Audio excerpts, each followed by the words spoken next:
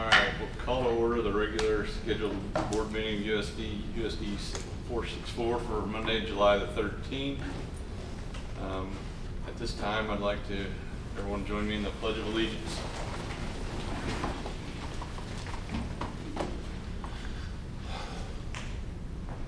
I pledge allegiance to the flag of the United States of America and to the republic for which it stands, one nation, under God, indivisible, with liberty and justice for all. All right. Well, I hope we're trying to reconfigure the room so nobody has to use we're not Zoom. We've got Aaron on the speaker, but you'll have your agenda online. We've got the screen, but it may be easier to see things on your computer. Guess you can let me know your feedback afterwards. We also put the public comment period back in the agenda, but to allow for public comment, we would need to make a motion to rescind our previous motion to temporarily delay that. So I would entertain a motion to restart our public comment. I make a motion to restart public comment. I second. All right, Stephanie and Karen, all in favor, raise your right hand. All right, motion carried unanimously. So we'll allow for public comment, and we'll put a new announcement out on the website or whatever so that's allowed. Next, there's be the motion to approve the agenda. Is there any discussion on the agenda, or I'm going to entertain a motion to approve the agenda? Move that we approve the agenda. Is there a second? Second. Justin moved and Chris seconded. All in favor, raise your right hand. All right, motion carried unanimously. Carried away there.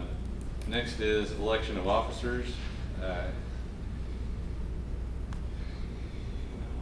I won't, I guess I'd say, I'm sure open to anyone else taking over the chair.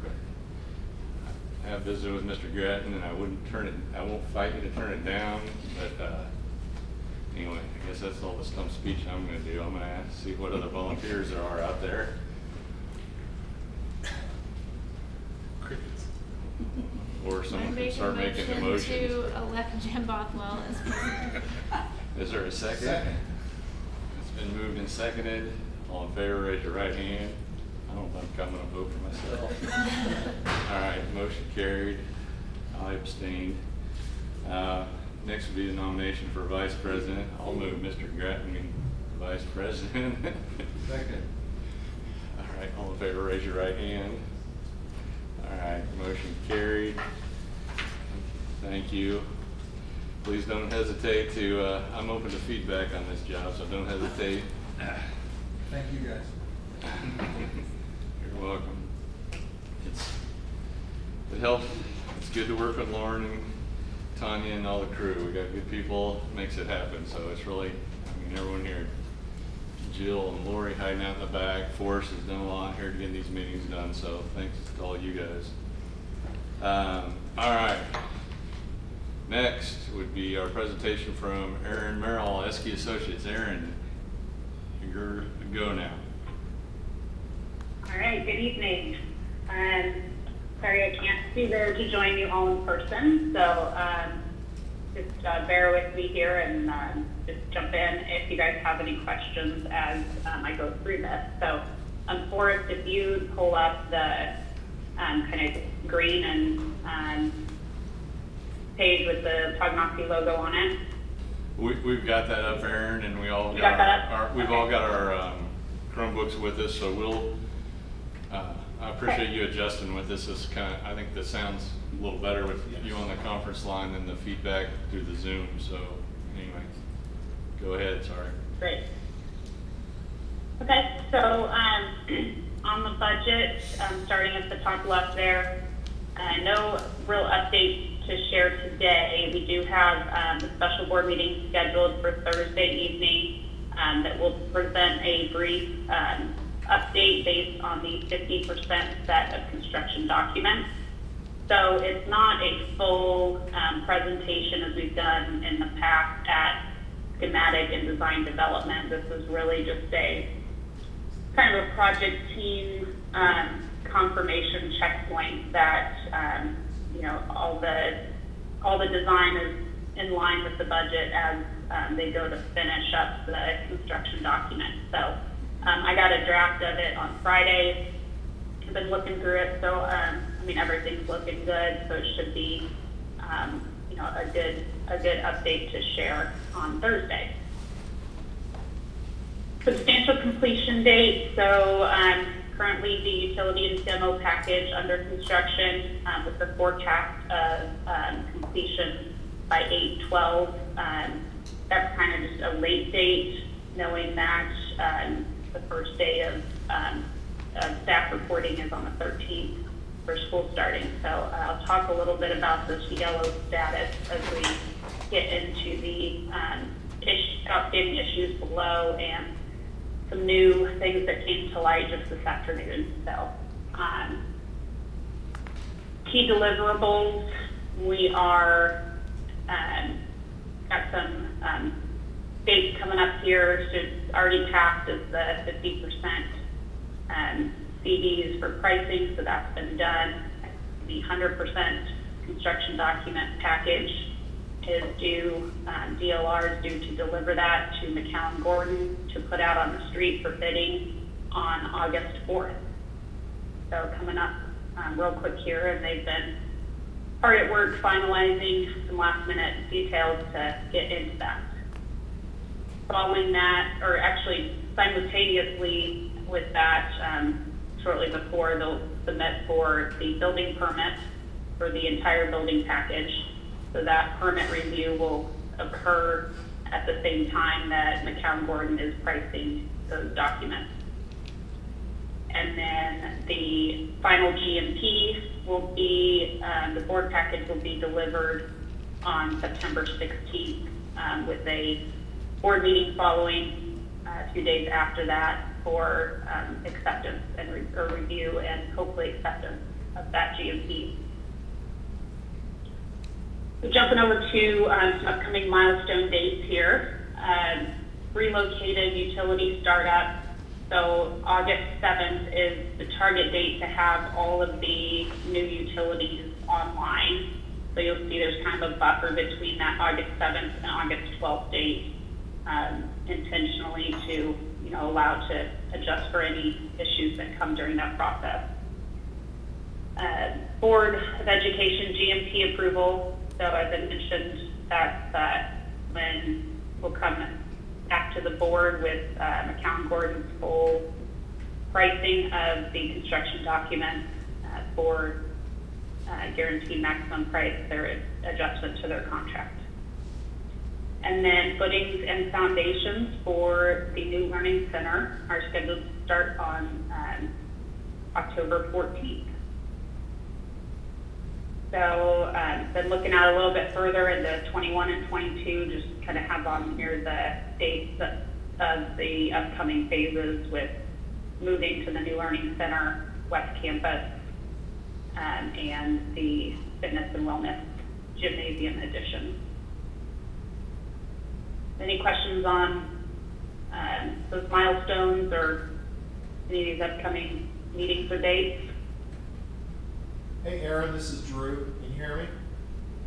Yes, I can hear you. I have just one quick question. I know that the West Campus renovation is not really delayed. It just was resequenced to accommodate operations.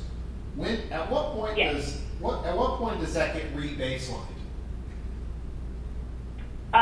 That was during the DD process when they were going through the schedule, during the design development. Right. I realized that it was really more of just, I think, realizing there was a misalignment of the sequence, and that obviously the classroom functions need to move out of that space before Yep. renovating it for the district office. So Yeah. that was just the mix-up they had there. Yeah, that's my recollection. My question was, at what point is your report re-baselined so that the current schedule of May 10th is shown also in the baseline schedule? So it's shown. Oh, I see what you're saying. Yeah. I typically leave that baseline as what was shown in the original schedule.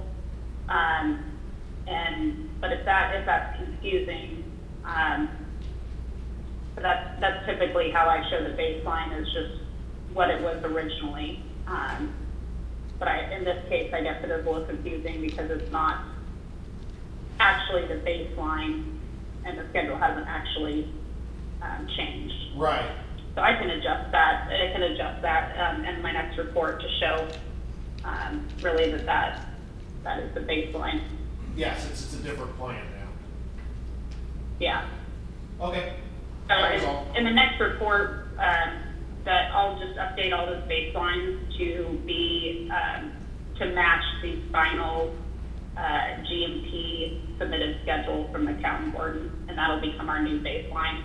Okay. And then current will reflect, where we're at as we go through each monthly update. Okay.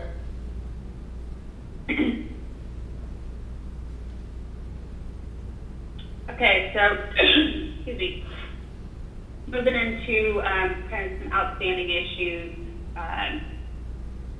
Utility disconnect. This was on here from last month, just reiterating that currently the gas and internet service to the entire campus is down while those utilities are being relocated.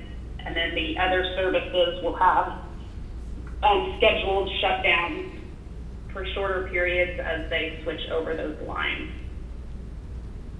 Storm sewer structure procurement and installation. So as regards to the yellow status up above, the work going on site, there were some initial delays in the procurement of some of the structures that led McCown Gordon to get kind of a slow start on things. We've been checking in with them daily. I got another report from them this morning on their progress. They've adjusted some sequencing in how the utilities are going in to make up time and stay on schedule. So as of this morning, they were still planning to complete the critical path activities on schedule.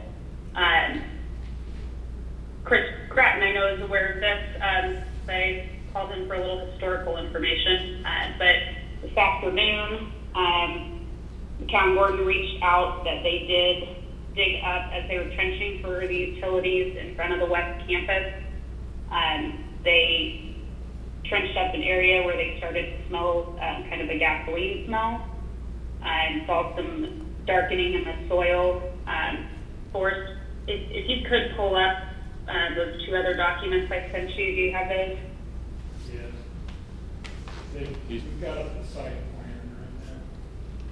Yeah, the site plan. So that's the area where this was found. The town did the right thing, and they stopped and notified me, and I happened to be talking with Lauren and some of the other district personnel at the time. So I guess the understanding now is that there was a gas station in that area in the past. So there appears to be potentially some fuel in the soils there. So I reached out to New Horizons, is the company that is on the project doing the asbestos abatement work, and they have to come out and test that soil to see if it is safe, if it has to be disposed of in a specific manner, and then also to do some background investigation into whether or not there may be tanks that still exist underground, and we'll need to figure that out to see if there are tanks and if they interfere with where these utility lines are running through the site. So open to taking your questions on that process. The town is able to work kind of in some other areas over the next couple of days while we're waiting on these tests. but, the concern is if there are tanks or any, substantial areas of soil contamination, that it may cause a delay just in being able to get those materials removed properly. Would that cause a delay in the utilities then to get the building back opened up, I assume? For school? It would take some serious sit down and looking at alternate plans. Yeah. So, that's something that we're gonna talk about, with McCown Gordon on what the contingency plan might be, and what other routes we have to still get utilities. So sewer, water, power, all that are still online. Internet and gas, and the gas goes around the back side of the building, so this issue does not impact the rerouted gas line, so that won't be an issue.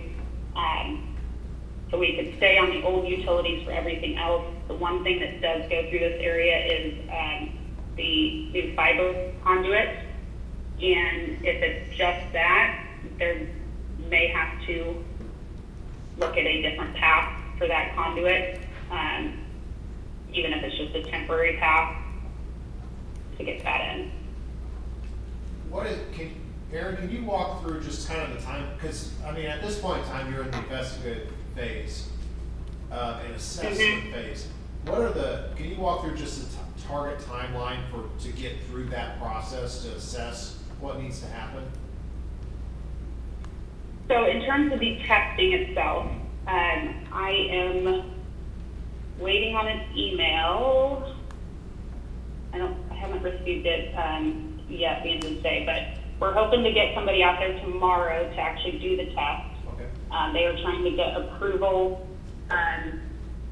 to do an expedited turnaround on the results of that test. So hopefully they could have the results as early as Wednesday. Okay. So get those results. It'll tell us what is in the soil and how it needs to be disposed of. Right. The bigger issue, if that's the case, then the vendor that McCown Gordon hired to do the fuel tank removal is capable of coming in and doing these contaminated soils removals. So we just have to get them on board to come do that. McCown has already given them a heads up about this issue. And so they just have to, dig it out and dispose of it properly. So if that is the extent of this, it should be resolved fairly quickly. Right. The bigger concern is if there are storage tanks in the ground in this area that conflict with the utility location, and then those have to be removed. That could take longer just from a time standpoint of doing the excavation and the removal. Right. It's interesting how And close that testing and getting is. clearances on those. It's interesting how close in proximity that is to the existing building, which certainly went in after whatever, you would assume whatever's in the ground there. So I don't know what conclusion Yeah. you could draw from that, but it is just interesting. Different time, look the other way. Save over it. Yeah. I mean, the hope would be that they got dug out when that building was built. Yeah. So that's, kind of in that Now- investigation period. Well, now I want to go back to the old aerial photographs and see what was there. Because I've downloaded those over but I don't recall seeing anything there in the 40s and 50s or before that. Huh. But yeah, I think if anybody, on the board or within the administration has, knows of any documents that may exist regarding that, previous land transactions or any previous environmental work that may have been done, that would be extremely helpful. Okay. The environmental company has, some resources to do some of that research, but if there's no documentation of tanks or tank removal, then we may be looking at a ground penetrating radar scan or something of the like to determine if there are any tanks down below there that would conflict with where the utilities are supposed to be excavated. Right. So obviously we don't want to go digging and just hit one of those. Yep.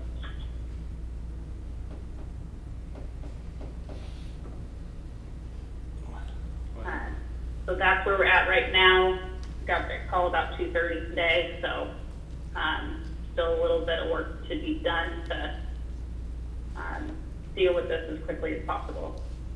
But from a utility standpoint, I think we can come up with a plan to roll with the punches and still allow things to be functioning when school starts. How deep is their excavation there, Aaron? Do you know? Oh, I do not know off the top of my head.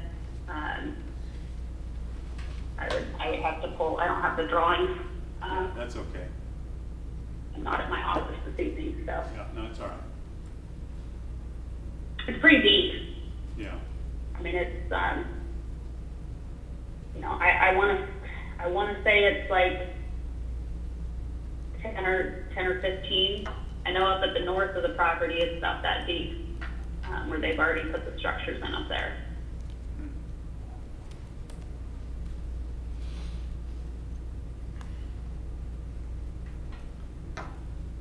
Well, I guess. All right, any other questions on that? I'll move on. Bring us some good news. Okay. So going back to the report sheet, audiovisual design, we worked with Forest and the district to put out RFPs with some audiovisual companies and selected Casey Audiovisual to provide design and implementation for all the AV needs within the new building. So we're starting to work with them on completing that design effort and coming up with a firm scope for that work. Is that? Temporary parking lot, oh, sorry, someone had a question. Sorry, so that'll help with some of the sound, I mean, like the hallway sound and I know we've got the, between the gym and the school, the big wide open area, I mean, so it won't just echo and things like that, is that kind of the purpose of that? Yeah, well, a lot of that is just in the design of DLR. Okay. Yeah. Yeah. Yeah, that's acoustics. This is for, TVs, classroom okay. technology, conference room, boardroom technology, sound systems, and, conference room, digital signage, those kind of AV needs. I got you. Yeah. Thank The you. echoing and all that is acoustical engineering done through DLR's design, yes.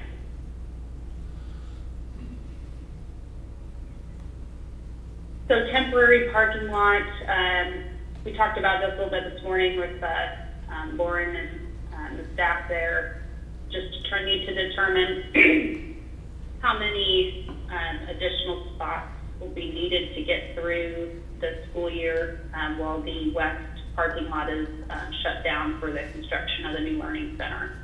So they're working on coming up with a count, and then we just need to determine a location. The count will do basically a crushed gravel temporary lot for those parking spaces. So we're working through that. East Main Street access road replacement. So Lauren, if you want to jump in on this at all, this is something kind of talked about with the project team. The current scope and the initial bond scope of the project only included paving work up to the edge of the existing parking areas, just east of the east building. So it did not include repaving or replacing the road that goes from there out to the east to Main Street.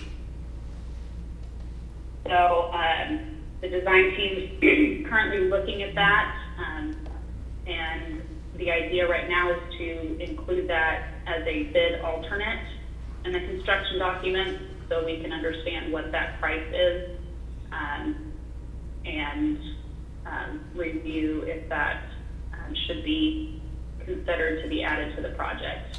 I think there's also the thought that there could be some additional parking for events added along that drive where there's been some existing gravel areas in the past. This project kind of rose in our priority list.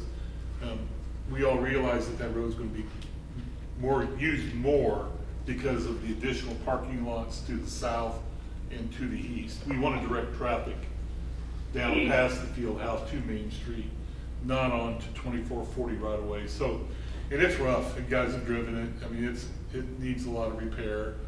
It took a beating during the installation of the turf. That was part of it, but that's not all of it. So anyway, Erin has kind of added that to her list. And I guess I threw in the idea a week or so ago about if we're putting in temporary parking along the practice field or on that curve where Mitch put the rock, could we develop that with more of a paved angle parking, where people are parking safely and backing out safely? That might be an add too, but that's just an add at this point. That's about it, isn't it, Erin?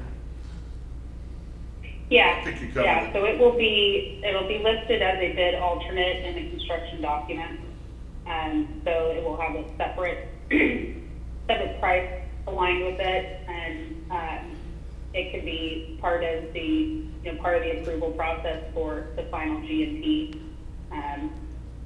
But I think, like Lauren said, after revisiting it, everything else, all the other pavement on the campus is going to be new, except for that section of road. And with the revised traffic flow diagram, the intention is that it will be more heavily used and by students specifically. So thought it was something worthwhile taking a look at.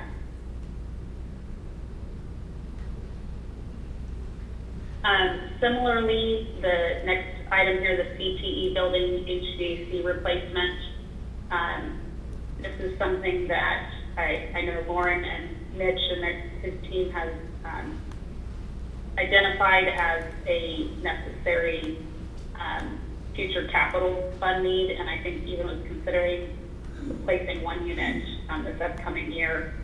So, looking at where we're at in the project budget and the bond fund, this right now is going to be again listed as an alternate in the bid document, replacing the HVAC unit on the CTE building, and can be considered to be added based on where the GMP is at after everything gets bid out.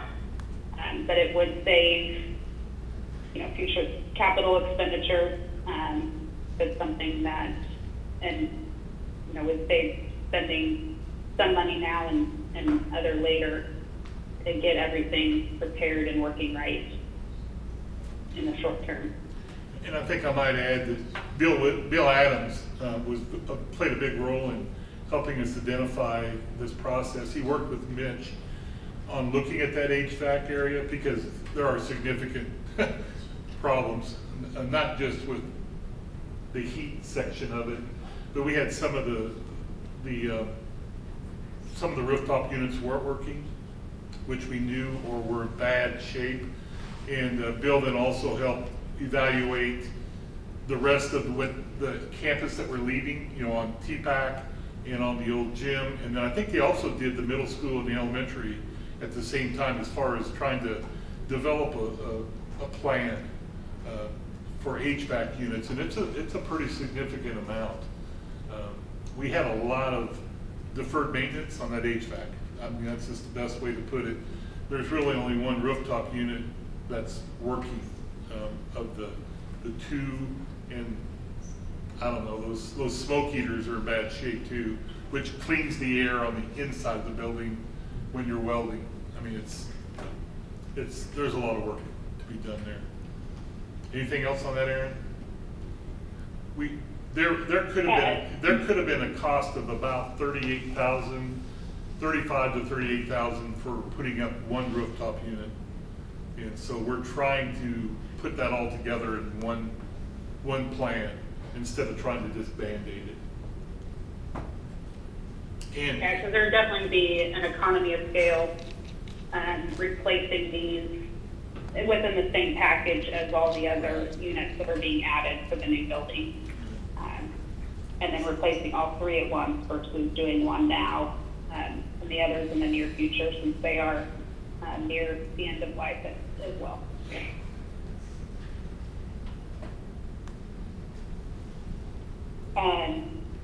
The last item on my list here is this the good is news? regarding groundbreaking. Oh, sorry, do you have something more? Yeah, you're supposed to give us some good news. Yeah. It's all good news. There's so many Groundbreaking. problems, isn't there? Let's have a party. Hey, Aaron, Yeah. while we were talking about that, I found the picture from 1966, which shows some buildings and stuff there. I'll send that to you. It's on the Leavenworth County GIS site where you can turn on the layers. They have layers from the 50 all the way back to the 40s, about every 10 years. Oh my goodness. And in 66, you can see where there's some structures just north of where you were highlighted on your map. So I'll send you Great. that. Yeah. I'll send you that information and then a link after the meeting. Great, thank you, Drew. That was Drew, right? Yes. Yes.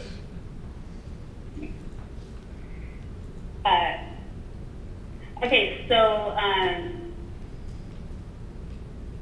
I guess before we go into groundbreaking ceremony, I do want to say, just jumping back up to the to the budget and overall project picture, that again, I think everything has been tracking really well. I know DLR's putting in a lot of time right now, buttoning up all these drawings, and we're coordinating and making sure that everything has been picked up that we talked about, and they are on schedule, like I said, to issue on August 4th. So that leads into groundbreaking ceremony, and we have this on the OAC meeting that we have weekly with the team as an agenda item, and I just thought I'd bring it up here since we're getting closer in time frame. But I think Lauren, we've talked with Lauren and the district about potentially doing an official groundbreaking ceremony before the actual learning center footings and foundations start. So looking at that being, the second week of October, I know with school activities and all those things coming up, and I know there's still a lot of planning going on in regards to that. So just want to put this on the radar and what the district and the board might have in mind for this type of event. I know things are ever changing right now, so maybe a little hard to define. But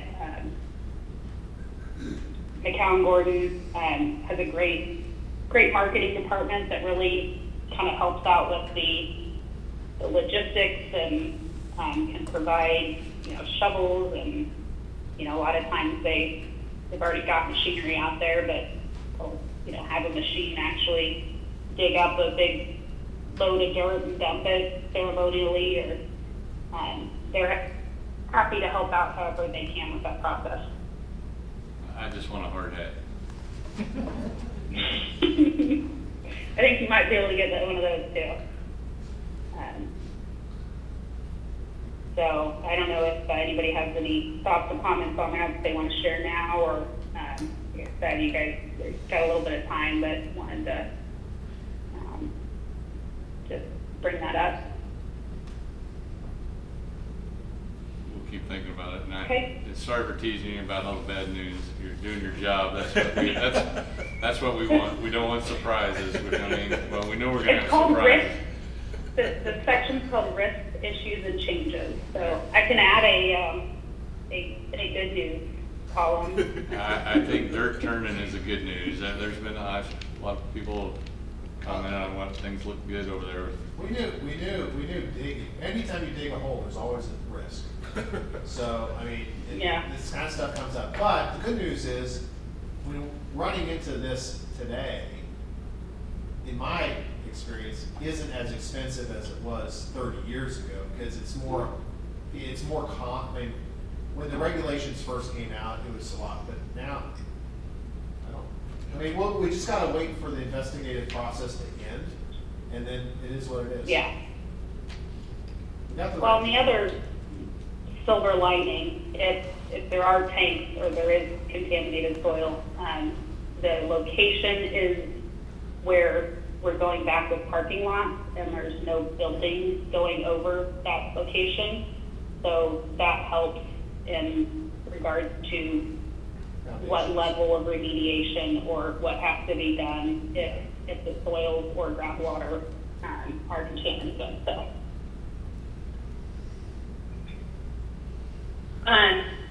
Okay, so you'll see there at the very bottom of the report page, just some upcoming meetings. We had a final page turn, which is just going through all the documents with Lauren and Mitch and Mark. We're all on that today. Got an OAC meeting, and going to get our AV design kicked off, but we may actually be pushing that back a little bit just to allow the design team some time to catch up. So, then I just included a few pictures from the site. These are as of July 8th, which was when I turned this report into Lauren. So a few days old, but you can see just the old church building, where the old church building was, looking south along West Campus. Actually, you can see right where they found the contaminated soil there. And then on the bottom two pictures, you have the picture of one of the sanitary sewer structures set up towards the highway.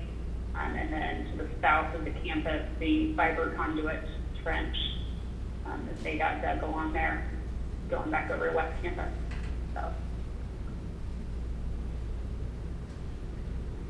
that is all I had for an update.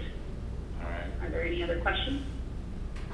I might just comment that we were talking before the meeting, we have the special meeting on Thursday, and since it's been publicized, we'll have that back here for the board, but we'll have you guys on Zoom. We're gonna set up a Zoom instead of, because I think there's more than just, so that way it'll accommodate DLR, McCown Gordon, or whoever else is all participating, but we'll all have our little Chromebooks, and we can keep them on mute unless we need to ask questions, so that there should be less feedback and a cleaner process, I guess. I think, and we'll try to organize, I can try to help manage the questions and get people in and out or something like that to make that as easy as possible. Yeah, and again, the agenda for that is DLR will have their 3D virtual fly-through of the entire project, just to give you guys kind of a feel of where everything's at and what their final design is shaping up to be. And then we'll share just a quick update showing, like I said, everything is staying in line with the design and the budget as it was presented at DD. And that's really all that meeting is on the agenda for that. Yeah, we're not approving anything, just for, I guess we can also use the chat function or whatever to put our questions in as we go to help make the technology wise. Thank you, Aaron, appreciate your time and everything. Okay.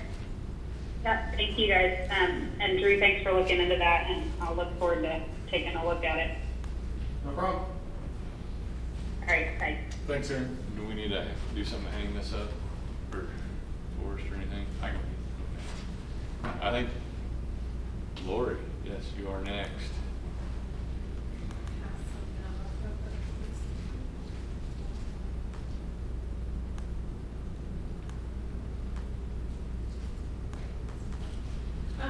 So there was a question, I think, about, the rec commission and the school district and sort of the, how they work together, how it all works. I found the statute, probably a little in-depth. I was hoping to find something in writing that explained it just simply, and but I'll share this. The quick and easy, I think, explanation is we levy the taxes, we receive the revenue, and then it flows through us to the rec commission. Yeah, I think I know what you're talking about. There's it's not part of the district, we're just the mechanism by which they are funded. Exactly. Okay. Yep. Yeah, we're just the conduit for that activity Yes. and have no oversight of governance or Right, anything it's- like that. Are we the conduit for all their income? The mill, well, they probably have other I don't. incomes where they outsource, perhaps. But- And their tax-based funding. But yeah, we're all. Yeah, they only tax based. Just taxes, yeah. Because So like they- if they take in registration, Concessions. yeah, that's, we don't have anything to do with any of that. I have, like, the pool would probably be, may not be an income, but it's, They're not part of That's the it. city. oh, that is city, I'm sorry, that is a record, yeah, you're right. Yeah, she knows. Yeah, she should know. So, I think you all have the memo for the end of year transfers, that's mostly what I'm here to talk about tonight. And I thought I think it's pretty clear cut, but I thought I'd just make a couple of comments on, a couple of things. You'll see the 4-year-old at risk and the bilingual, those first two that we transferred to, those are both, they were new programs this year. And so, we want to make sure that we have the funding we need, kind of build up the cash a little bit for those. You'll see we transferred to professional development. We thought it's possible we'll have some additional needs in that area this year. And then, SPED, there's always additional needs, and it's somewhat unpredictable. And so, if we're in a position to cushion that, we definitely want to do that. Capital outlay, there's upcoming projects, so there's a plan for that. And then you've got the total, so that's just kind of my end of year transfers that I think you'll be approved, if you'll approve them in the consent agenda. And of course, if anybody has any questions about those transfers.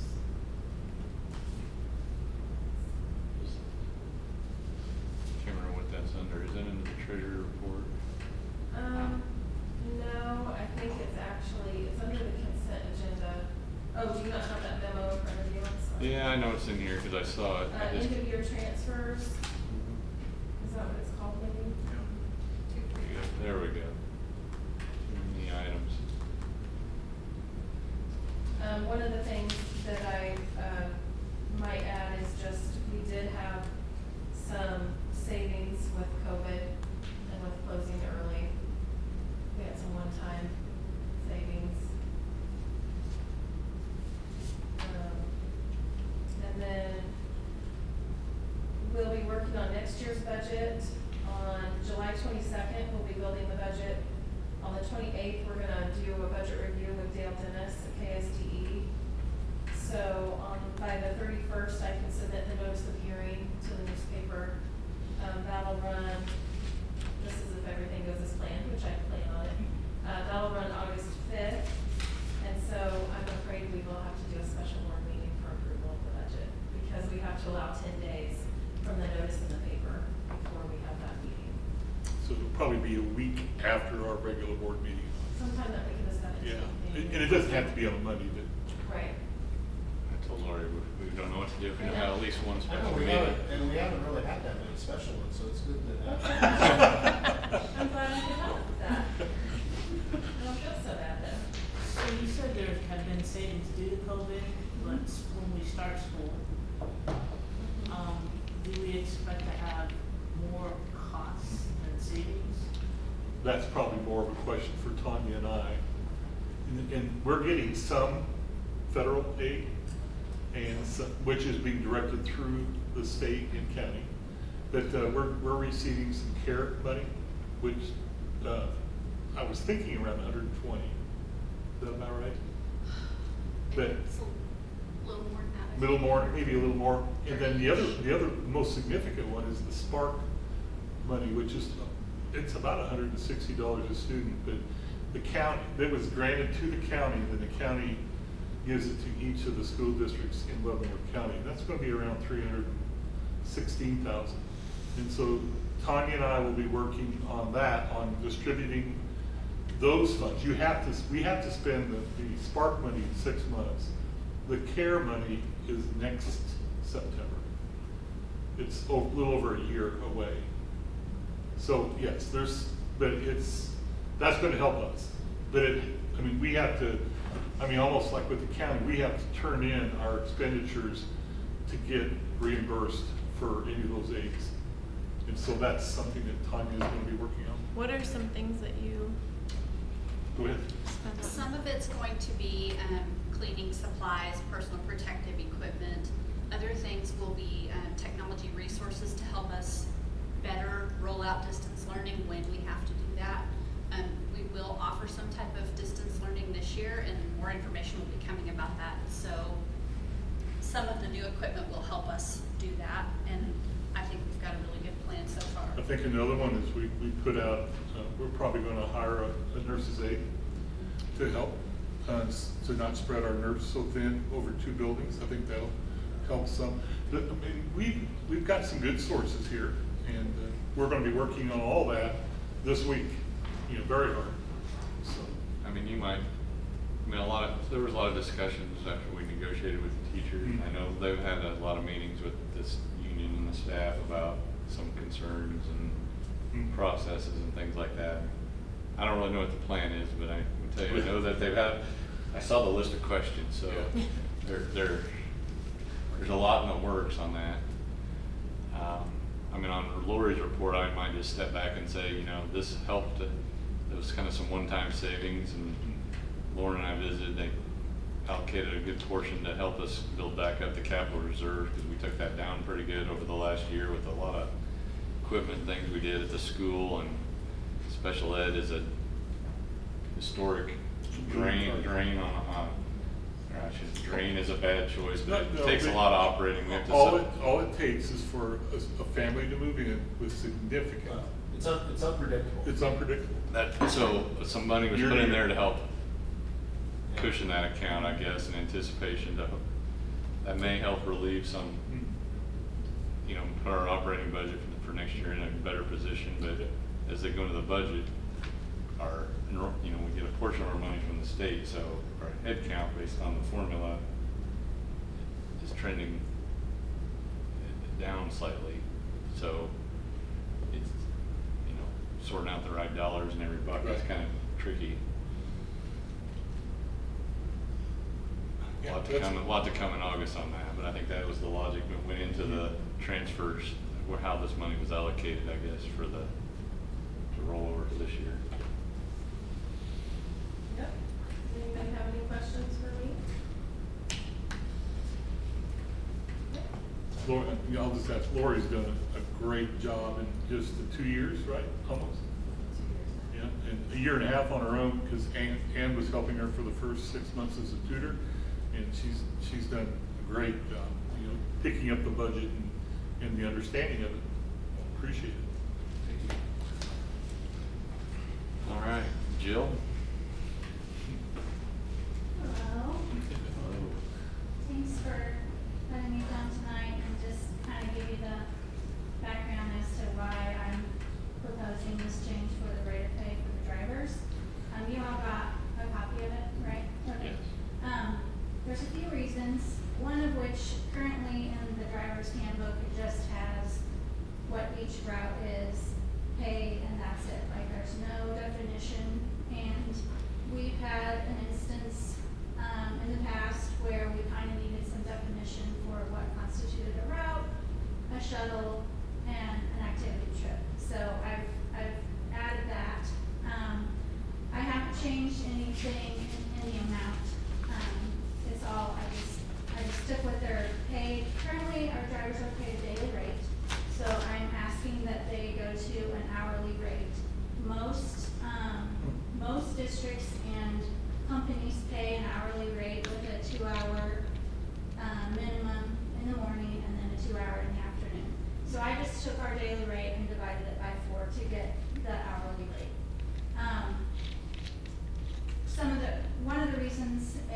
because overall, I think it will help benefit the driver when they do get an increase, that it will come out better on their end.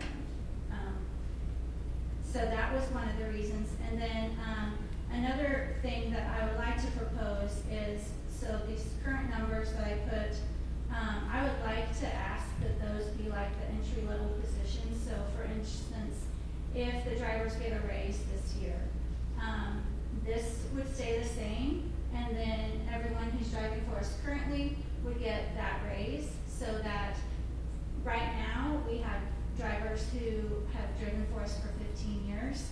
They make the same amount as somebody who just gets their CDL.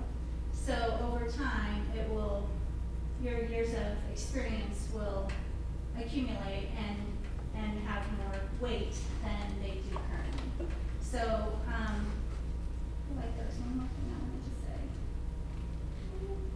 You have Is some that, questions? is that consistent with, I mean, is that how other districts do it? Because I know, I think it's safe to say, correct me if I'm wrong, that filling all of the positions is difficult every year. So anything that we can do to help address that and make it, more appealing is helpful. So is this something that you're doing that is unique to Tommy, or is something that we're emulating that has worked elsewhere, or what do you? Most of the districts, yes, they do pay, the hourly versus the daily rate. Well, what about also the increase with experience or I guess it.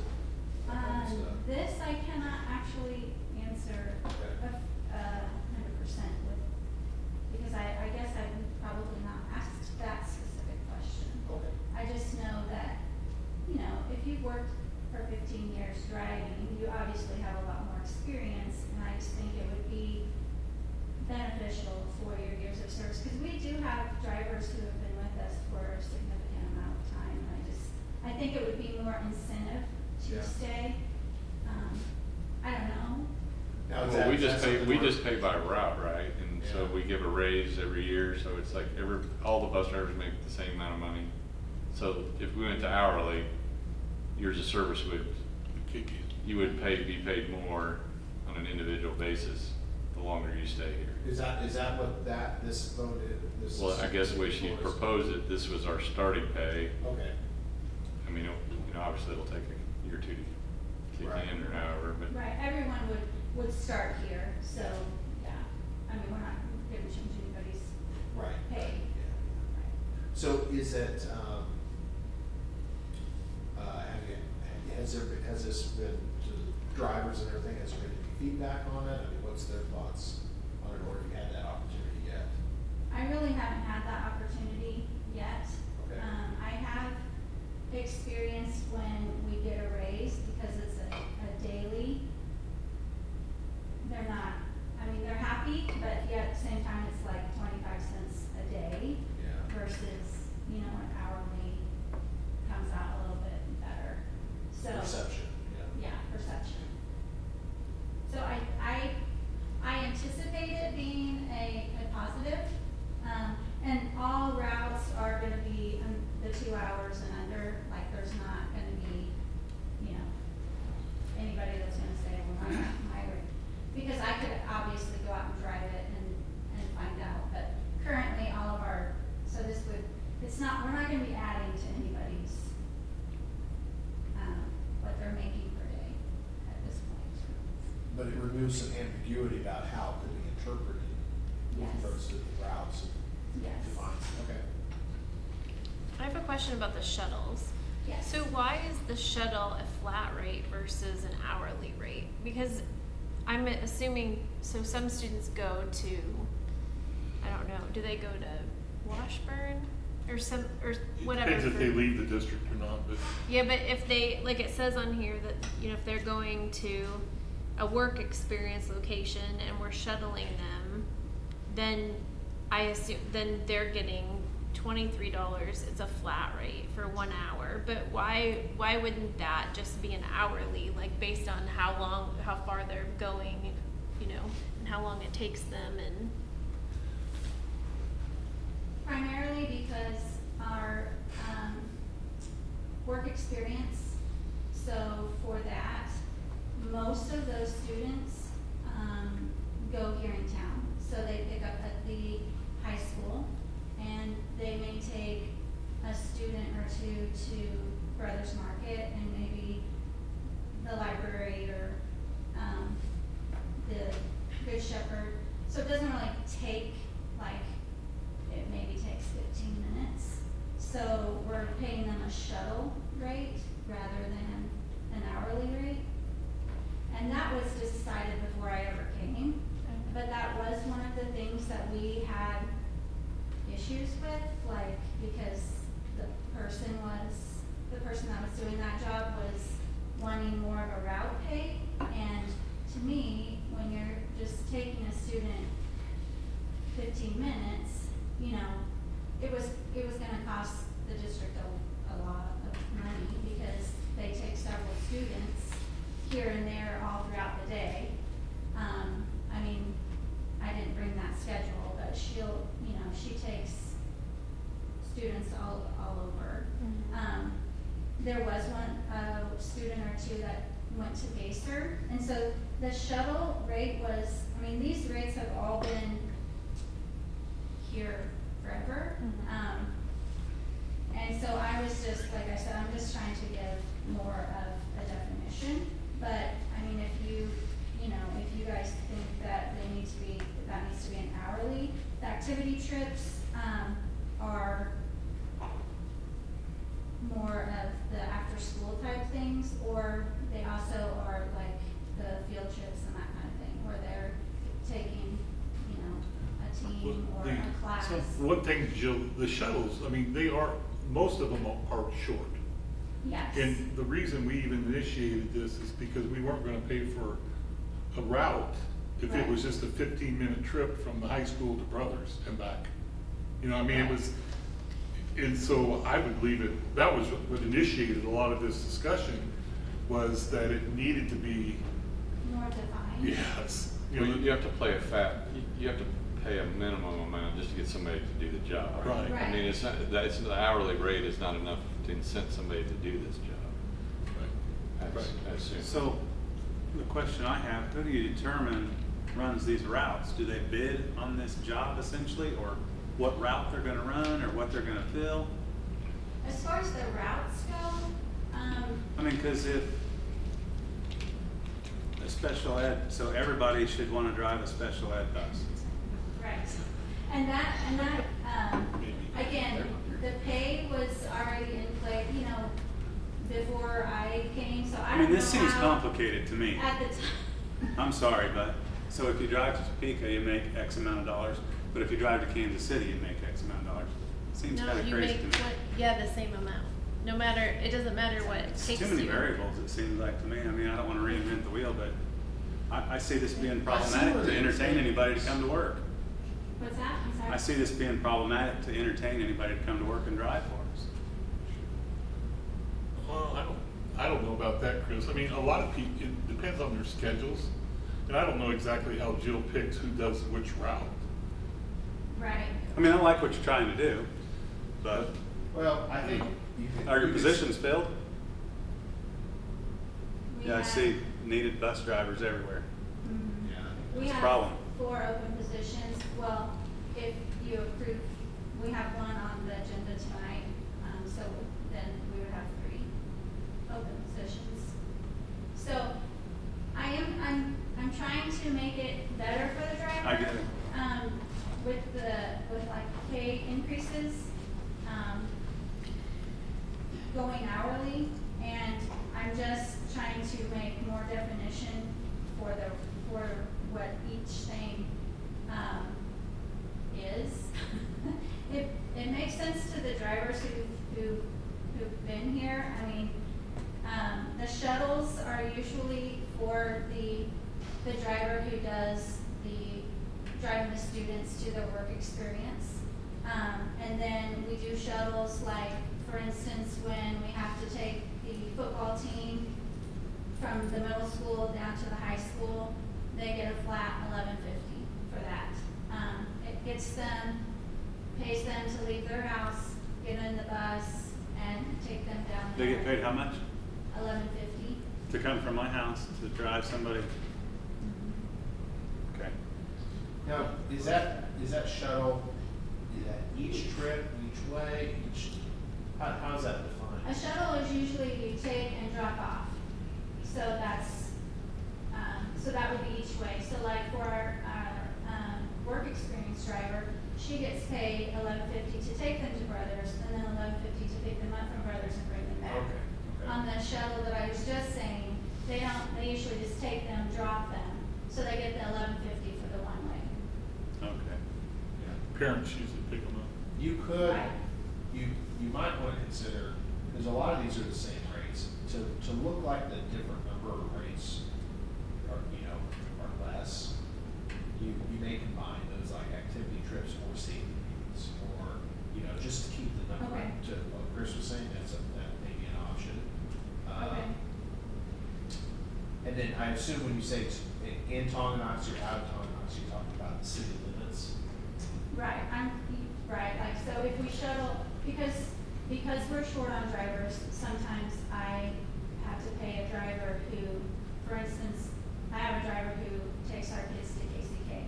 So he doesn't technically have an afternoon route, so sometimes he'll take the high school team to Baser or wherever they're playing and drop them off, and then a return driver will go pick them up if he can't stay.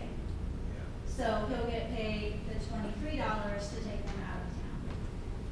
So are your drivers, I know previously the drivers would also then work as paras. Is that still the case? I have one driver that I'm asking about that. She has driven for me in the past. She had to quit, and now she's a para. And so, yeah, I'm working with her, and I've asked the middle school if she could work a shorter day, knowing, I don't Right. want to take away from a student's needs, obviously. Right. So we're working that out because they can't go over the 40 hours. And so I am aware of that, and so I'm trying to work with that. But that's the only person once in a while I'll have a driver who is a sub, but they don't typically sub like every day or whatever, just maybe 2 or 3 times a week maybe. Well, I think this is good to break it down and add more definition of what we've had before, and I think we should probably support this going forward, but there's probably, like you said, there's a lot of categories, but if maybe you're probably the low price ones, you're not having trouble filling, so we've kind of left those unattended, but I mean, as you develop it out this year and see how it works, maybe, like Drew said, leave opportunity to consolidate some things, and if you have to raise it and simplify it to fill positions or whatever, but it's probably helpful a lot from the HR standpoint to get these consolidated so we don't have conflicts and who's arguing over what they're getting paid and some clarity. A lot of this is clarity. Just That they didn't have before. Yes. Right, it just Really? basically It had was- the bottom section and then the daily rate that you made. It didn't have any. Oh, What's the longest distance a shuttle goes out of town? I mean, are we taking shuttles to Highland? No, Okay. no, we wouldn't do that. Like, we only do shuttles to like Baser, maybe DeSoto, Eudora. I mean, places that are relatively close. Like, I'm not gonna have somebody drive to Spring Hill and drop off and then a pickup driver, that wouldn't be, and that would probably be an hourly rate just because it's gonna take longer than. So, do we bus students to Washburn? We do. That driver, she waits there with the students, so then she makes like a layover time of $11.50 an hour while she's up there.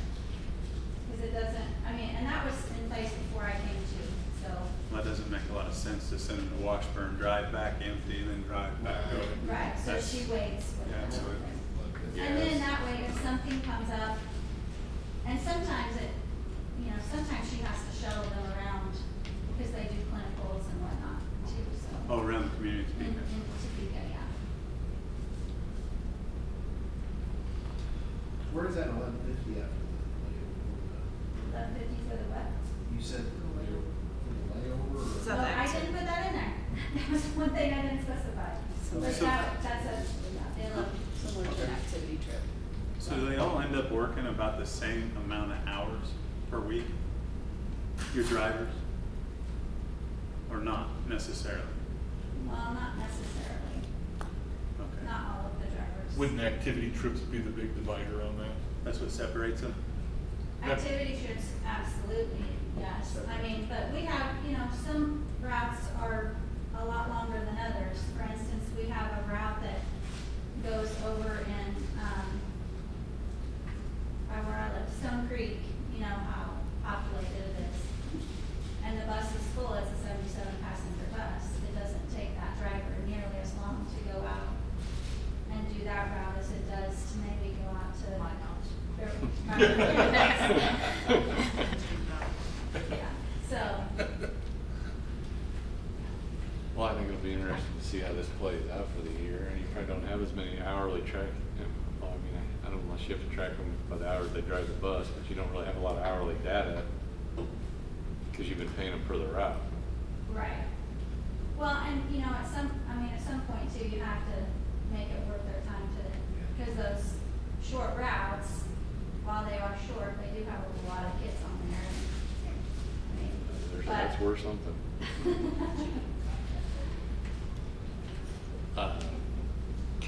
I mean, we have that on the consent agenda, I mean, can we make that change to the report, or is that somewhere else, Audra, the layover dollar? The layover amount, or I don't know if we've had that previously. That looked good, it was.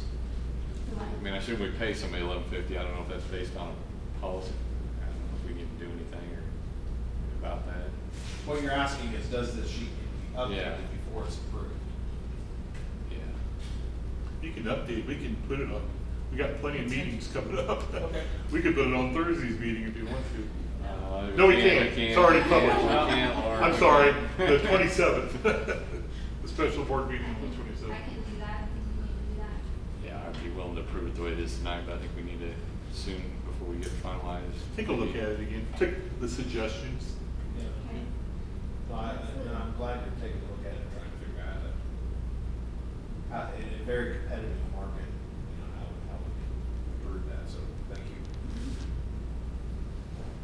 What was the lower hourly rates, $11.50 and $10? It just almost seems like those are close enough that the administration to differentiate between the $11.50 and the $10. I mean, would it be better off to pick, you know, $10.75 or whatever the math is, and say that's the hourly rate for all of those things. And it just seems like that might simplify it, but I don't know enough about the business to weigh in too much. It just seems Right, like like how many hours total a year is spent in those different categories.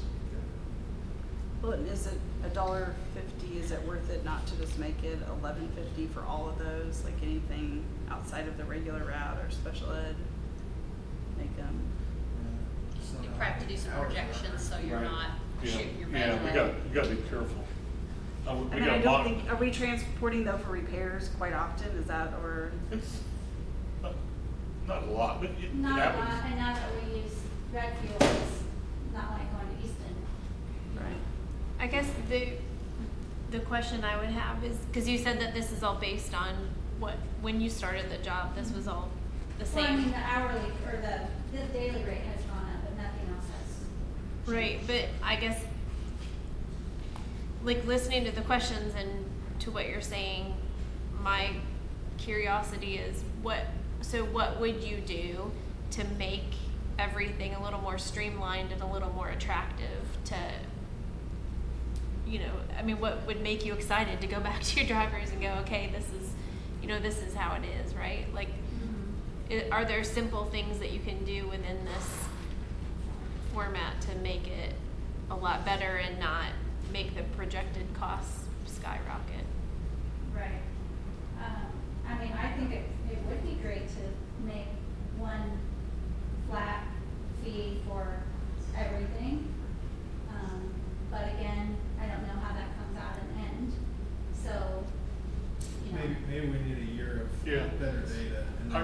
so. Yeah. Yeah. Give us a year of tracking. I agree 100%. Right, because you aren't tracking these categories independently. I'm a little concerned. Right. No, Right. I think Well, you're and right. honestly, parent calls don't happen a lot, but at the beginning of the year, every driver calls, every parent to, set up the bus, so but I can't give you concrete numbers because I've never tracked it Right, before. right, right. But I know it happens. And then after we get through that, there's not as many parent calls. The parent calls only really happen if there's an incident on the bus and the driver needs to contact the parent. This doesn't answer all of Kai's, but I think one of the nicest things about this is a person with experience is gonna be paid better than a person who comes on that first year. That's a Yes. really good message. Yes. So, we haven't had that. Your years of service would. Yeah.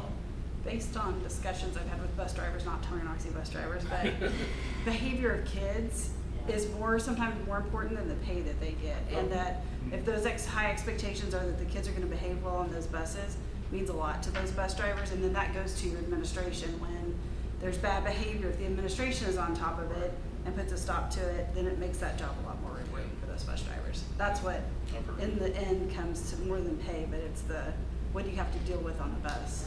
I will when tell they you drive. that every bus driver, we haven't really had a lot of bus drivers, but it is very rare for a parent to say, I support you. If my kid does something, you can always call me. They don't hear that a lot. Yeah. So, I think that's, I know my parents said, they're gonna back the teacher long before they back me. I mean, that's just. But yeah, you need something, they're getting them there, Safe. any kind of weather safely, absolutely. Those drivers build relationships, the good ones. So then to your comment, what are the things that the district has to do to ensure that the drivers feel like they're back? Well, I was saying the administration has to be, the building principals need to, when those reports come in from those drivers, they have to take them seriously and actually put their foot down on those kids. And sometimes that means kicking them off the bus for a period of time or permanently or whatever. And I know that creates a problem for the parents who then have to get the child to school. But we're not gonna be able to keep bus drivers if we allow things to happen on the If bus. there isn't that shouldn't. accountability. Right. Well, and I will say that I feel like the administration does back us up. And I'm not saying they don't. I'm just saying Right, that's right, one of right. the things that I know that is really Right. important Yeah, for bus well, I drivers. just wanna say we are supported here with our building administrators, and I really appreciate that, because it does help when the principal calls them in and talks with them, and it does help. That is huge. Well, I think this has helped clarify a lot of things we probably didn't have an understanding on, and this is good progress in making it all better, like I said before. And Just if we- update it. I mean, and I think you can sense that we're supportive and told, if the dollars are fairly reasonable and not too material, of consolidating and making it simpler and trying to help you attract and retain your drivers. So, anyway, thanks for putting all that together, Jill. So we're not approving the transportation pay schedule tonight, we're gonna, I mean, we have it on the that language about the layover, right? the only thing. We've got it on the consent agenda. I mean, I guess. Prove it as. I would say, I think we could Approve it as is with an my update. opinion would be to prove it as is. And Yeah. We've discussed some Good. enhancements, and if we could maybe bring it back with some of those, or I guess investigate if you need something if you need a policy approved to support all that. Well, I mean, the way the thing is set up, we're almost guaranteed that there's going to be things that we learn in the next year. It'll be updated at some point anyway. Yeah. So I think Yes, it's. that's true. Okay, thanks, Jill. All right, thank you. All right. Oops, sorry. All right, moving with that, we go to the consent agenda. I think there's a lot of items on here. I know did we update the document that got on the internet? I guess I didn't look. The board schedule had today's date wrong, but I think everything else looked good. Hopefully everybody got a chance to read through all that. It's our annual policy and procedures renewal. I would entertain a motion to approve the consent agenda. I make a motion to approve the consent agenda. Is there a second? Chris moved, Justin seconded. All in favor, please raise your right hand. All right, motion carried. All right. Jump public forum. I assume we had no public questions, but we will restart that process, as I mentioned. Superintendent's report. Lauren? Okay, well, You in my don't report. have much going on, do you? Oh, boy, crazy. As you can see, I have a lot of meetings on here, and we have a lot of meetings coming up this week and the following week too, but just a quick reminder about the July 16th.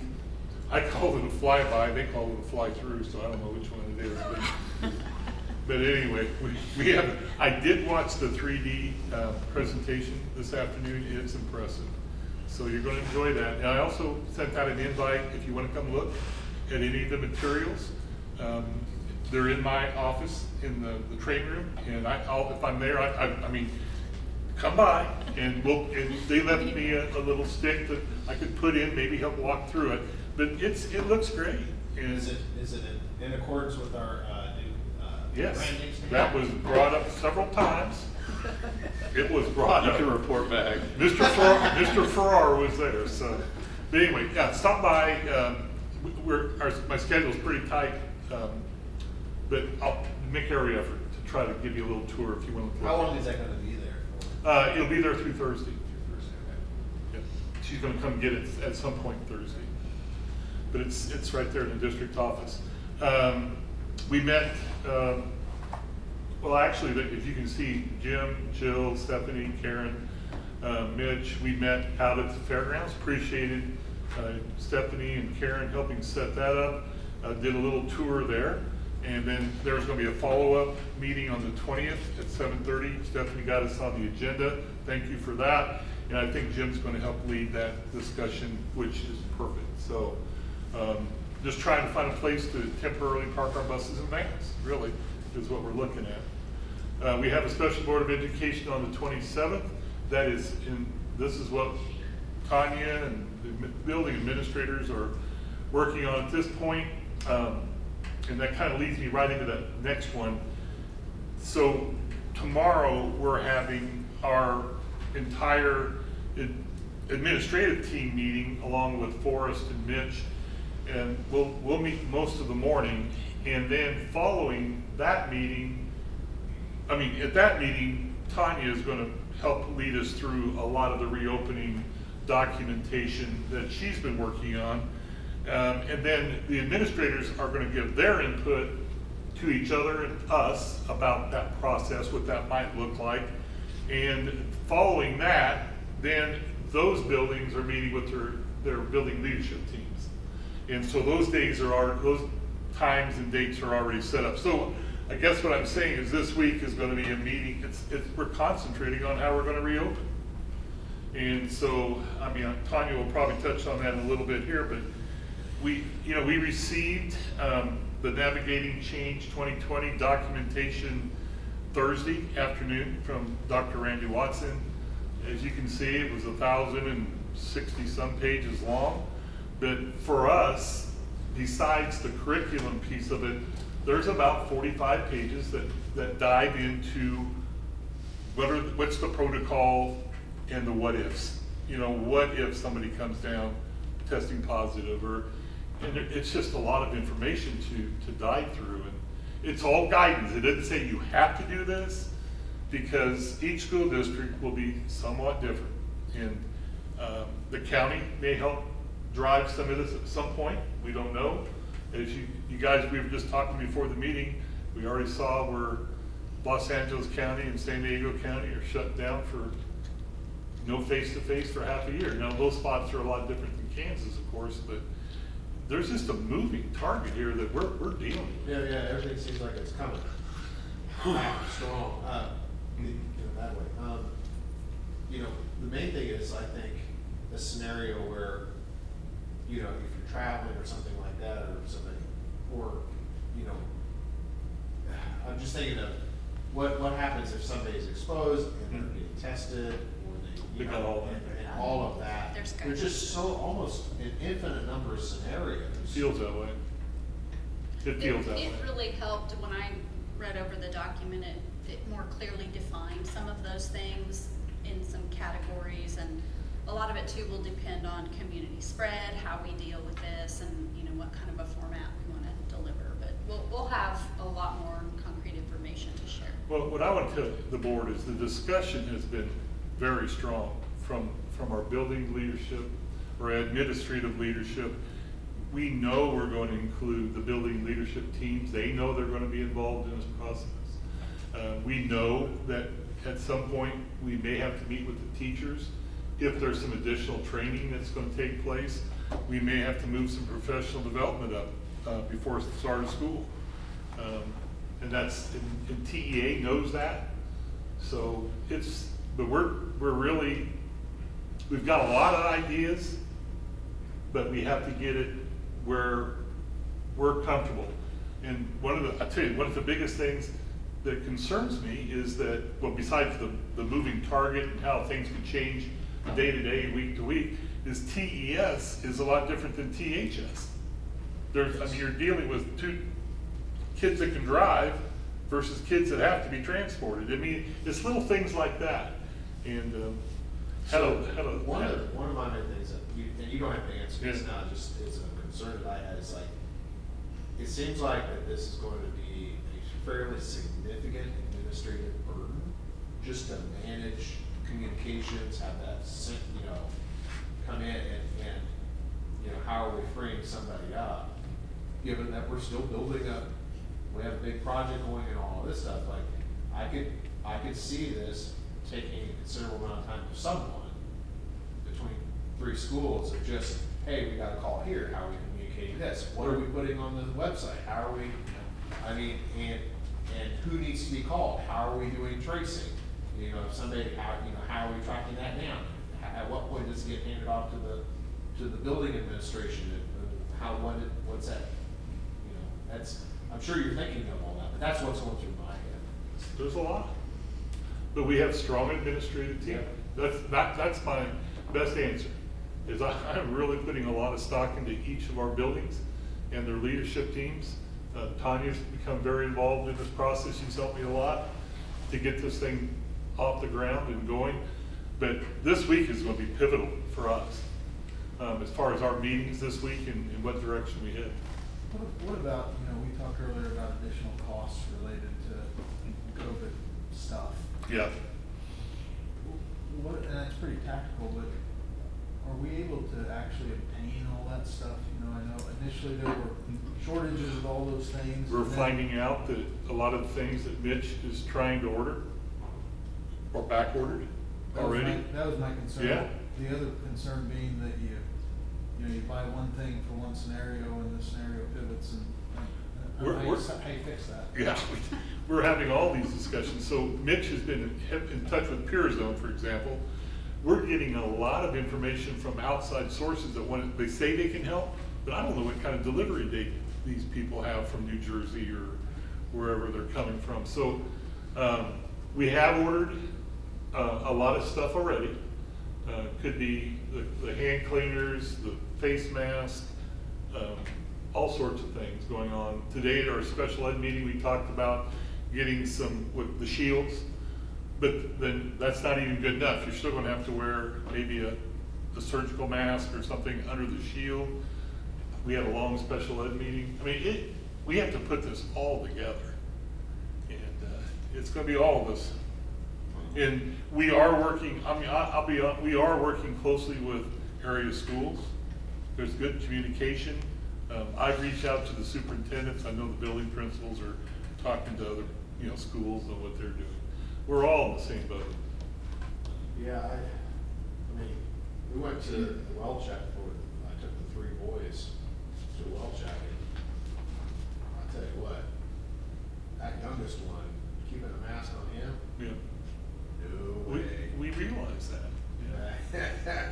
It was everything from blindfold to a hat it was awesome. So I'm like, what is a realistic expectation, Yeah. right? And to maintain a learning environment, right? Right. Well, I know, I've seen some schools that are doing those temperature scanners, and I know, I'm not certain we're looking at that, but if we were at anywhere, I would think they'll It goes back to the elementary and the inability to keep the masks and things on the kids. Guess I'm kind of a farmer. Yeah. You gotta cut the sick ones off when they come in the pen. Well, and put Tanya, all- you might mention this, but I mean, we're relying on the parents to give us some good information here too, before they send those kids to school. Do you have to have the parents sign a consent form of any kind? It's a checklist is what we're developing, Well, but, you not a mean to cons- send them to school or? Well, I just think that the people's opinions of every facet of COVID vary, from here to here, right? So I'm just saying, I wonder if there's a legal aspect of this where the school district, needs the parents to sign something that says, I'm sending my child to school at, and I assume no risk. I or haven't the heard school, that one yet. do you know what I'm saying? I mean, I don't know, but I just could, No, I think that's a fair question. I mean, given how things have been so dynamic, I think any question is a fair question. Because nobody can predict what's gonna happen. If you're participating in competitive sports right now, you're signing that document when you take your kid. Every competitive sport is doing that, you actually sign off and say, I've never signed I a understand the document. risk, but I don't know about. I've never signed a document, and I've heard over and over and over again that temperatures aren't being taken when you get there, or they're not even asking. I'm very concerned. I mean, kids in the age groups of the kids we have going to school here, there's gonna be lots of silent carriers. Yeah. They're just going to spread it and not know they have it. I'm super concerned. I pulled my kids from sports. Well, taking temperatures isn't gonna help in those cases. Well, it's not, but I mean, if you Yeah, and take the there's- temperature, that's a heads up. And there's so much conflicting research worldwide, even recently, about how much do kids actually transmit to each other or to adults, or is it mostly adults to the kids and the kids don't transmit that much? I mean, but then there's other, quote unquote experts who know way more about this stuff than I do that will say something different. It's like the challenge is exasperated by the uncertainty within even the groups that are considered experts. And I don't know. So the challenge is immense, even if it's not unique to us. And Drew, it's become very political. And it's affecting us too. There's one Because- thing though that gives me hope is I've never heard of a outbreak at a daycare before. And so, have you heard of what? Daycares are open with kids in them, but I have not heard of an outbreak at a daycare. And I know a lot of them have reduced their sizes, like to their Right. class sizes to like 9 or 10 kids. So, So I don't know if there's something to learn from what's happening in daycares right now, but I have not heard even locally So- or nationally of a outbreak at a daycare. the Kanaka camp. Yeah, in Missouri The Kanaka- camp has did. too. Oh, is it? they were sleeping, That was like where they were staying though all together and Yeah. stuff, I believe. Yeah. But to that point, my They were cousin living runs together, a living together. school for special needs for speech, and they haven't had any cases there in the Denver, Colorado area. And they implemented multiple hand washing, and it's time, and that's what some folks have had too, and I'm sure that's in the recommendations and all that stuff. But what's challenging is there's all of these different options available to address it. Some have more of an impact to the day-to-day operations than others, but it's difficult to prioritize them to know, hey, hand washing is, 26% more effective than this other option, that's the. The sad thing is though, we've got how many sinks at the bathroom for the number of kids in a grade level? I don't know if we have sinks Those in are all the being classroom. replaced.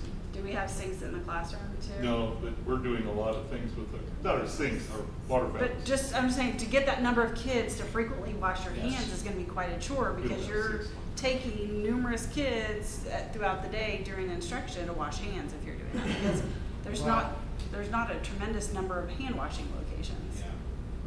Well, one thing that we were talking about, we've talked about the need for a communications person.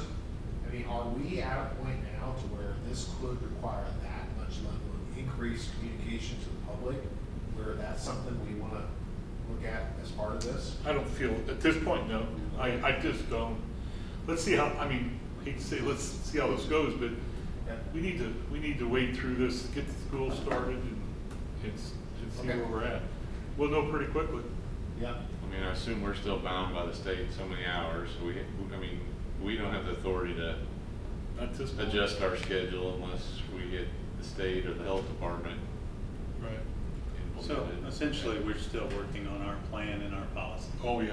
Yes. There's That's- nothing official for Tonganoxie That's yet. what we'll show On the at that 27th. 27th meeting. Fair enough. Give So us, is that, okay, so walk through, so on the 27th, there is a presentation of here's what our plan is. Then is that a draft plan, or is that the final plan for approval, or does the I board think that even needs need to approve it? I think we need to see where we're at. Okay. And what the circumstances are at that time, 2.5 weeks from now. I Yeah, don't think You were it saying needs you a didn't, vote, we though. didn't have enough special meetings, right? I don't think it Yeah. needs a Well, I vote. can't make I that. I know you can't be at the We weren't 27th, trying I to- think we had enough other people could, and we have some tied No, up that's- folks. So so that's what, we're not voting on it, that's what they're saying. Well, It's just a presentation. yeah, it's we just need your support. Yeah. And each of the buildings will be part of that presentation and done. Will that be recorded so that I can watch that after I get back? Yes. Okay. Right, yes, he's saying yes. Are there any previews of anything that we should get out to parents before the, I mean, so the We're gonna- 27th and the start of school are pretty close to Yeah. one another. And, you know, I know my wife's been trying to dive through the school supply list and stuff, knowing that some of this stuff's hard to get. And I'm wondering if there's any, I know it's dangerous to communicate half a plan, but I also know that, you know, given the plan on the 27th with school starting on the, whatever day that is. 14th. 14th, Oh. that's not very many days. And so I just wanna make sure that Yeah. if part of that plan is every parent needs to go buy 1,700 face masks, we got a problem. And I'm not saying that's the plan, Yeah. but that's not very many days. Right. Some information will come out at enrollment, which opens Wednesday. Okay. So you'll hear some things, not detailed, Sure. but like school supply lists, those will be out Wednesday. And then other things will come out as we have them ready. We understand, and that will be part of our discussion this week. And for the record, I'm not throwing a grenade. This is changing fast. I don't know that we have any option. I'm just saying that's not very many days. So. Yeah. Gotcha. So is the state gonna back up and change where they're at in their position? Well, so they Could gave. they, I guess? Well, they could. They gave us the rough draft Thursday, and then they allowed a week for people to dive into this, review it, discuss it. We have another meeting, a much more extensive meeting next Thursday. With the state? Yes. And we'll see what changes are made, because it was a rough draft what they gave us. Oh, I'm sure, yeah. And now it's supposed to be more nailed down, but, oh boy, yeah. It's just constantly moving. So just bear with us, we're working on it hard. And this week is a big week for us, obviously next week's another big week for us. Well, I think to Justin's point, at the very least, maybe it would be beneficial to let people know, hey, here's when we plan. If it isn't already on the Right. website, I here's get it. when we plan on presenting making this available to everybody. So then everybody knows, oh, on the Yeah, 30th, 31st, whatever. be patient, we'll get there, but 27th, we should have a lot of info to kind of get. Oh, at yeah. that. Obviously, ideally, it'd be nice to have it all approved. If it doesn't have an approval, we need to make some adjustments. At least the framework of the Yeah. plan will be in place to Right. go forward, Yeah. so.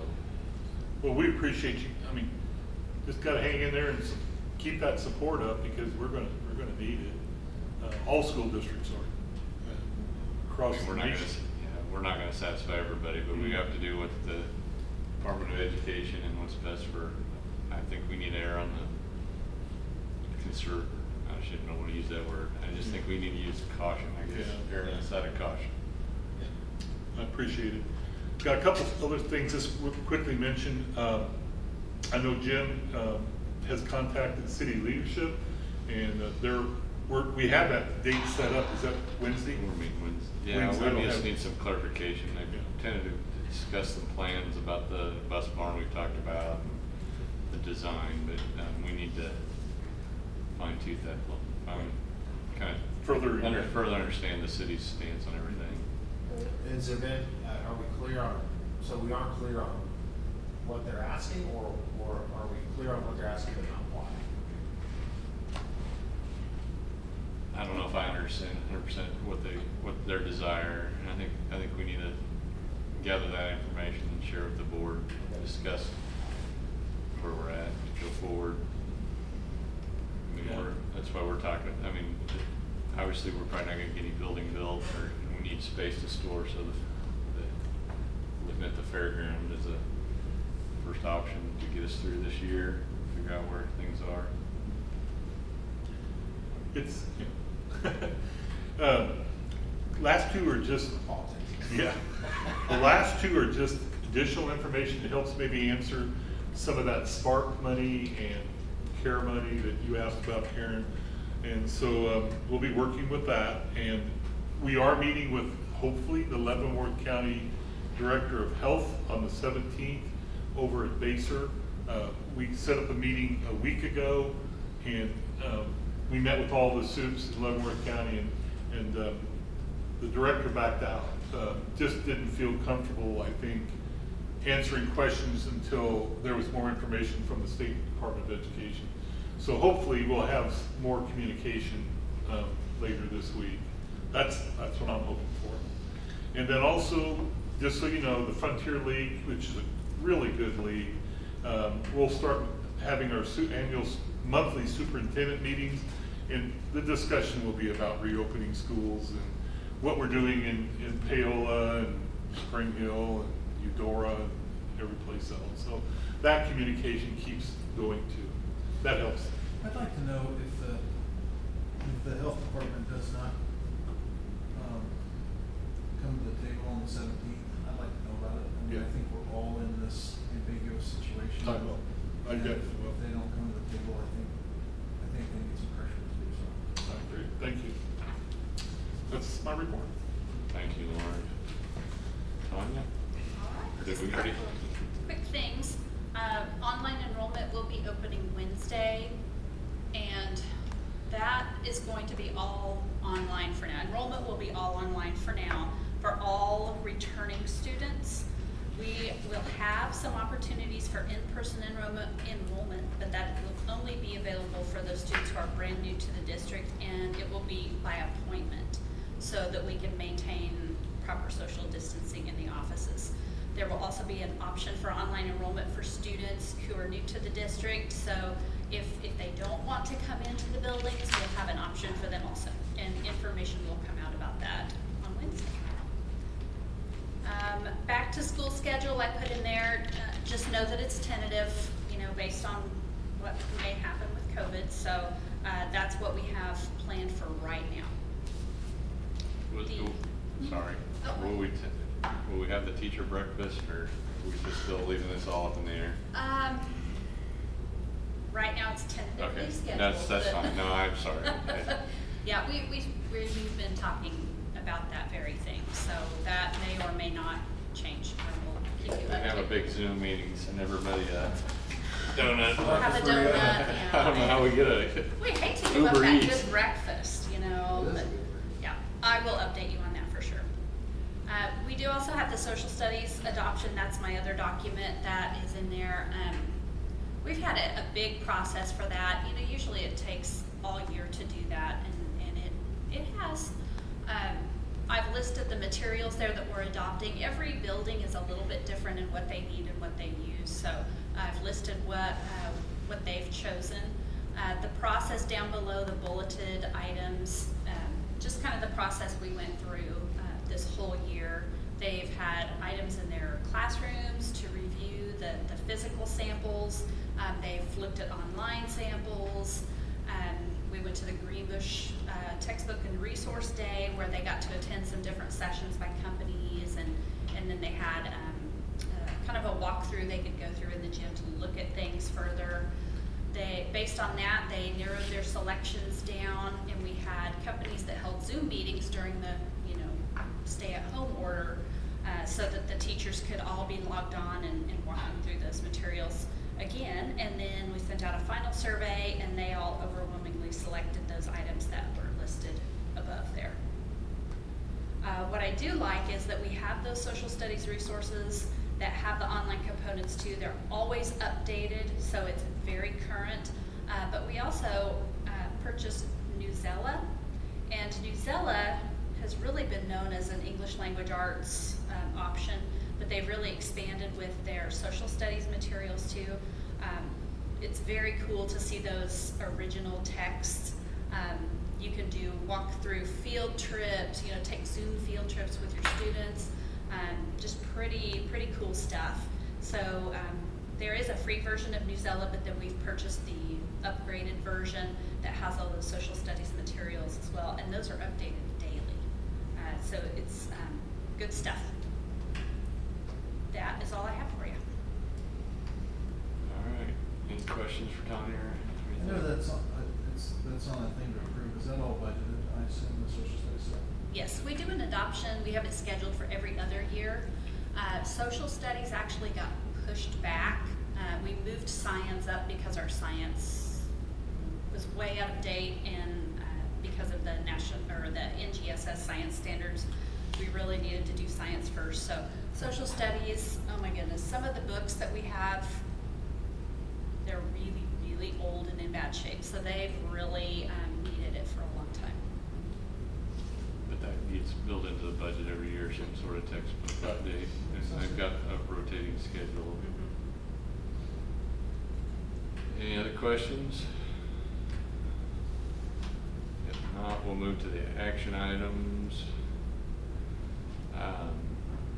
I brought this to the board, and the first item, 5.1, is the turf, and the committee's met several times. We've had a lot of ideas. We did raise some more money here at the end.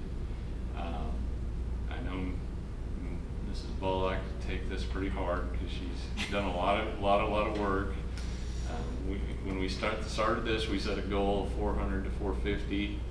The board also adopted we probably had some things out of order in our process. We adopted a motion that we wouldn't spend any more than 250. With the committee set up, we raised a portion of the money. We agreed to proceed. There were some extra items in there. Some of that wasn't planned from the original contract when we did that 250. But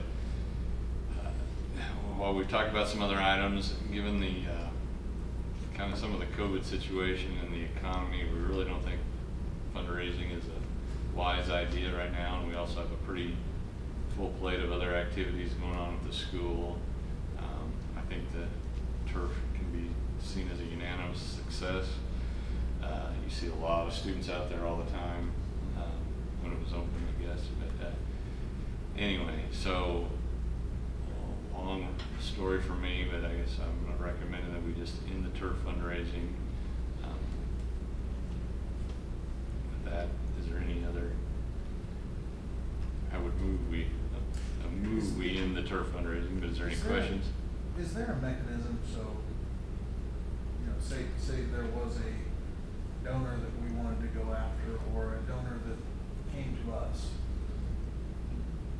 regardless of whether this campaign is active or not, there's still a mechanism for us to accept those donations? It goes gifts and grants. Yeah, we could still do some things. So whether this specific effort is ongoing or not, it would not affect our ability to, on an ad hoc basis, go talk to someone or to take a gift. Correct. We could add a logo. Yeah. I mean, we could do anything. You're asking if you could write a big check.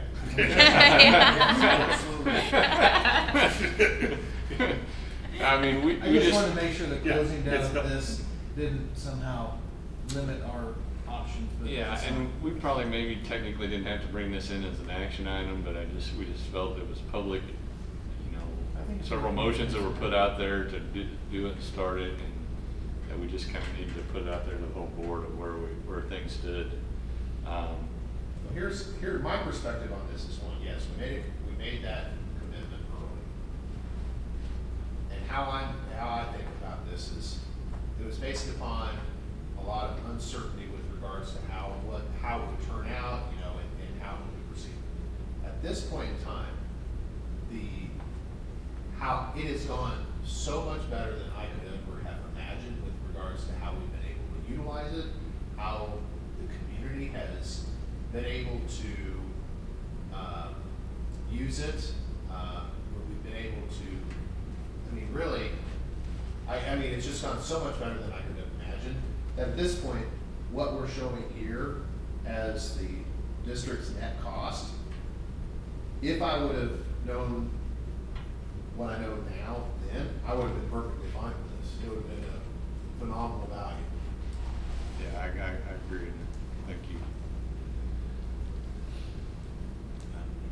I guess go ahead. A second. You second my motion? All right. All in favor of shutting down the turf fundraiser, raise your right hand. All right, motion carried, thank you. All right. Next item. The negotiated agreement. There's kind of a summary document there, but you know, we were able to successfully raise our base. I think the teachers were very cooperative in the process. We kind of, I think the goal was to try to get that maybe in one fell swoop, but with our student numbers and our budget, it just seemed better to kind of phase this in. And I don't know, I think overall everyone's pretty pleased. And it's a pretty conservative raise, but I think everyone felt like it was fair. And we also balanced out the supplemental schedules for all the primarily affects the high school and stuff. So I don't know if there's any questions about negotiated agreement or any. So the base is 39,000? It will be, yes. So, I see we got people up here. The two top ones? Yeah, how is their base? I just figured, I always look at how much new money that'll cost. I mean, to bring in new people, add staff, those are added staff for next year. So, are they That getting re- paid that number, or are they getting paid 39,000? No, that includes their health insurance and also supplementals. The burden cost. Right. Isn't that right, Audrey? That's what we included? The Fort, like Zach, for example. I don't have that. Well, so it's 40,725, but he gets additional days as VOAG teacher. It's at like 11-month contract versus. Well, 9-month or there's so 10. many extra days, 20, yeah. Well, some people. So come that's in- why it's hard. If people come in with experience, they get slotted on the scale based on their experience as well, right? So it's not just if you're new to our district, you get 39. It's just a that's- new hire with no experience gets the base Without supplemental. without supplementals. Okay, we're talking about a guy that just graduated college, right? Right. But he gets extra days So that- because he's a career tech ed teacher, so you Okay. pay Yeah. more for those days. He's doing stuff through the full month of May and Oh, into right. month of June. He gets for- the base plus. Okay. And the special ed, early childhood special ed teachers coming in with a lot of experience. She's not brand new. Probably the one thing that should be mentioned is our health insurance was no cost increase to us this year, which is unbelievable. And I think Audra and Becky deserve a lot of credit for the Go 365 and the recruitment of staff. Yeah. Get on the plan. The Go 365 saved us, as I mentioned before, 6%. What was the participation in that? Oh, I mean, the activities were really strong. We still do, what percent of our staff actually takes our health insurance? 48? It's under 50. Yeah, I was thinking in the mid to upper 40s. Still lower than they probably. We'd like, I mean, we're trying to get it higher because the more that participate Right, now I get it. helps our numbers. We just, I know there's a good reason for this, but I've always wondered why school districts don't join together to increase the numbers. because they don't, they do. There are some out there, but they're taking a hit too, because if you have, some school districts aren't willing to take on a bad, high-risk school district. And so it may not be to their benefit. And when I was at Valley Falls, we tried to get into a Greenbush consortium. They would never accept us because we were a high risk. And so that's kind of what goes on almost everywhere. And we didn't take a big hit this year, but Kelly, or that group out of Greenbush, took about an 18% increase this year. Somebody had a lot of claims. Don't know, I mean, which school district, but they had a bad year. So, they tried. Any other questions related to the negotiated agreement? If not, I'd entertain a motion to approve the negotiated agreement. I make a motion to approve the negotiated agreement. Is there a second? Second. All right, Chris moved and Stephanie seconded. All in favor, raise your right hand. All right, motion carried. Social studies textbooks. Any other questions on Tanya's presentation from a little bit ago? If not, I'd entertain a motion to approve the social studies textbooks. Make a motion to approve the social study textbook adoption. Is there a second? All right. Chris moved, Karen seconded. All in favor, raise your right hand. All right, motion carried. All right. Where was we here? I think. I only need just 10 minutes. like 10 minutes max. Can we have a couple minute break there, Jim? Yeah. All right. I'm full. We need to move to executive session for 10 minutes, invite Lauren and Tanya into the room. But we'll take a few minute break, so let's see, what time is it? It is, well, let's just go to 7:50. It's 7:55, hold on, right. 8:05. 8 o'clock. Well, that's 7 minutes. This is going to be pretty fast.